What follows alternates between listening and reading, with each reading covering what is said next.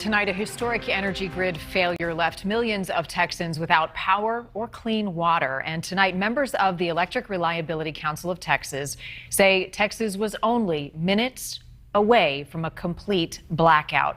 At least 5 members of that board, all who live outside of the state of Texas, have since resigned. And it's just the beginning of the fallout from that disastrous winter storm.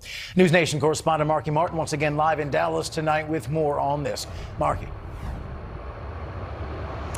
Good evening, everybody. Things are heating up here in Texas, and not just in the weather department. The big political and legal battles over last week's blackout are now getting fiery. People are demanding answers, and not just from their elected officials, but also the energy agency that is at the center of this battle. And today we found out just how close we came to catastrophe.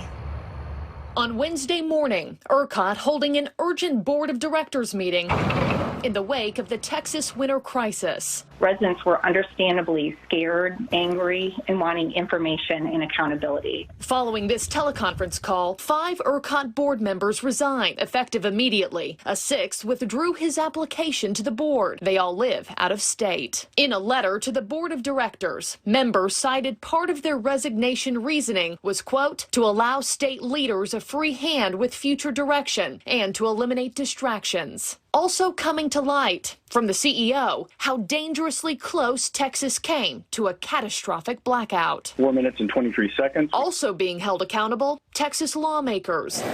Upon his Tuesday return to Texas. Sir, what are your plans going forward in terms of litigation to hold these people accountable? Attorney General Ken Paxton, silent as he was peppered with questions from our Austin affiliate KXAN. Sir, please, do you have anything to say? This following a week-long business trip to Salt Lake City, while Texas was in a state of emergency. Paxton addressing his absence in a series of tweets, saying before leaving, he and his wife were without power for 72 hours, saying, quote, we grilled food outside and sat by the fire for warmth, as so many Texans did. From my dark home, I pledged to go after price gougers. I opened an investigation into ERCOT and other power companies. I had previously planned meetings in Utah to meet with the Utah Attorney General on imminent legal issues that required my physical presence to complete. A spokesperson for the Utah Attorney General confirming with NewsNation the two met twice, mostly to discuss the Google antitrust case. We were trying to be good parents and said, okay,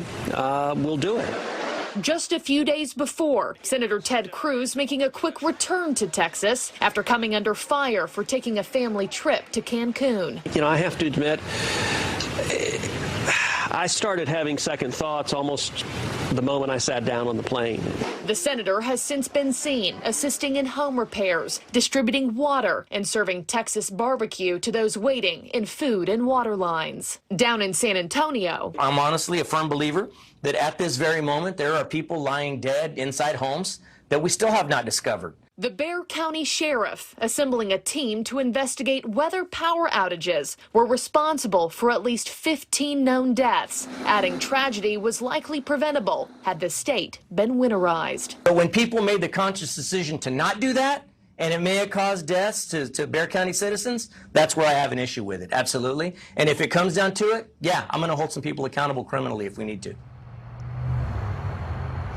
And just about an hour ago, Texas Governor Greg Abbott delivering a statewide televised address, promising Texans he has made this an emergency item to be fixed before this legislative session comes to an end, and that more has to be done than just these 5 resignations from ERCOT.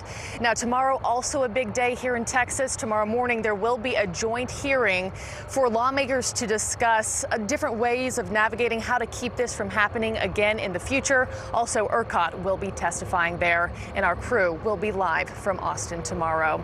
Reporting live from West Texas tonight, Marky Martin, NewsNation.